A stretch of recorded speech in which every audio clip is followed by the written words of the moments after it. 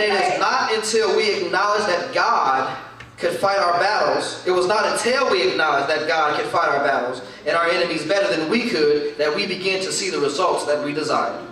It was not until after Isabel Brunfrey had spent hours in prayer that she decided to change her name to Sojourner Truth and move east, preaching a gospel of liberation. It was not until after Harriet Tubman had spent time in prayer, even after blacking out, having her head bashed, that she decided that she was going to lead people north in the Underground Railroad to freedom. It was not until after Martin Luther King had spent a moment in prayer that he decided not to lead the people in Selma across the Edmund Pettus Bridge into a slaughter that he decided to turn around, and it wasn't his time, wasn't the right time. It wasn't until after Martin Luther King had spent time in prayer in his own kitchen before he preached his famous mountaintop speech in Memphis, Tennessee, that he get the courage to go and preach that, even though he knew it would be his final sermon before he would be assassinated. Don't you remember? I may not make it to the mountaintop with you, but we as a people will get to the mountaintop. It wasn't until after he consulted God in prayer that he had the courage to do that. It wasn't until Moses had finally accepted and consulted and acknowledged God that he would go back to Egypt to tell Pharaoh to let my people go. It was not until after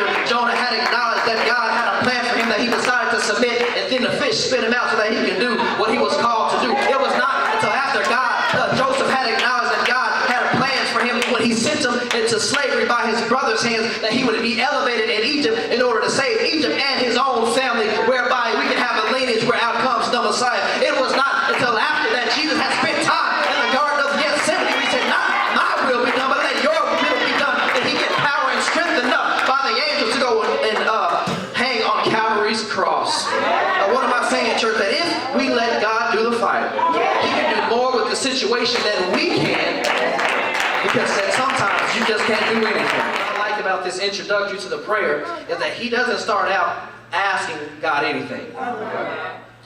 He doesn't start out complaining to God about anything. But he starts out acknowledging that God has all power in his hand. He starts out by acknowledging that God controls all the kingdoms in the world. So regardless of who's coming against you, God is still yet in control. No matter who's coming against you, how much power they have, God has more power than they do. And church, I don't know where I would be without prayer. That's why I can't stop praying. That's why I can't tell my kids to stop praying. Even though they may ban prayer in schools, even if they may ban prayer on your job, they can't stop you from praying, because you don't even have to know when I'm praying. Watch this.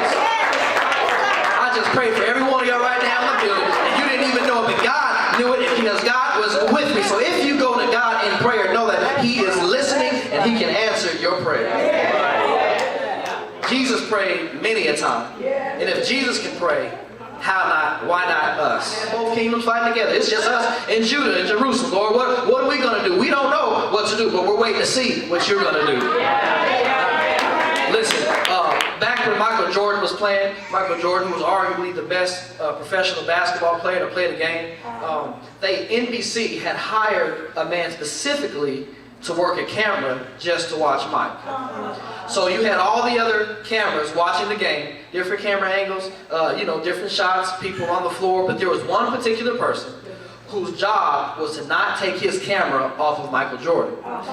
Even if you went to the bench, you watch Mike. If he's in the game, you watch Mike. If he's in the air, you watch Mike. If he gets escorted off, you follow Mike and you watch and you see what Mike is going to do. And here was the reason when the interview, when they asked NBC, why did you do that? They said, because at any given time, Michael Jordan is so great, he is able to do something amazing, and we don't want to miss what he does because we didn't have a camera right on Mike. So that camera became to be known as the Mike Cam.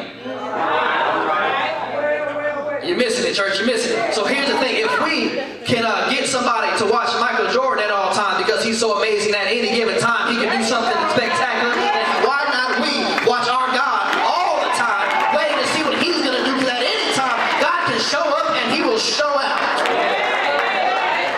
So we don't know what to do, but you know what to do.